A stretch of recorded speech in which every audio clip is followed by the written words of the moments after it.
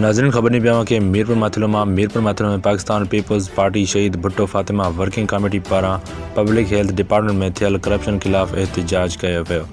Pakistan peoples party शहीद भुट्टो ज़िले घोटकी के डिप्टी जनरल सेक्रेटरी जलाल बोज़दार, मीरपुर माथिलो जो सदर निसार बोज़दार, पीरबख्श टांवरी, सईद बोज़दार, शहजादो बोज़दार, हिम्मत अली बोज़दार, वकार बोज़दार ऐं ॿिनि जी अॻुवाणी में पब्लिक हेल्थ डिपार्टमेंट जे इंजीनियर मेहरदास, अॻूणे इंजीनियर रऊफ़ कोलाची, ठेकेदार मुश्ताक कोलाची ऐं ॿियनि खिलाफ़ चिती नारेबाज़ी कई वई। अॻुवाणी जो चवणु हो त अॻूणे इंजीनियर रऊफ़ कोलाची करोड़नि जा मेगा प्रोजेक्ट पंहिंजे वेझे माइट ठेकेदार मुश्ताक कोलाची खे ॾिना, जंहिं करोड़नि रुपयनि जी करप्शन कई। उन्हनि जो चवणु हो त मीरपुर माथिलो समेत घोटकी ज़िले जा 5 ई तालुका गंदगी जे वर चढ़ियल आहिनि, जॾहिं त पब्लिक हेल्थ डिपार्टमेंट जा इंजीनियर करोड़नि रुपया हड़प करे विया आहिनि, पर टके जो कम बि कोन करायो अथनि।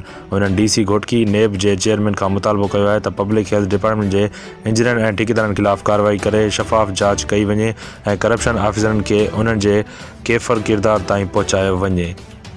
सईद चांडियो, 90 न्यूज़, मीरपुर माथिलो।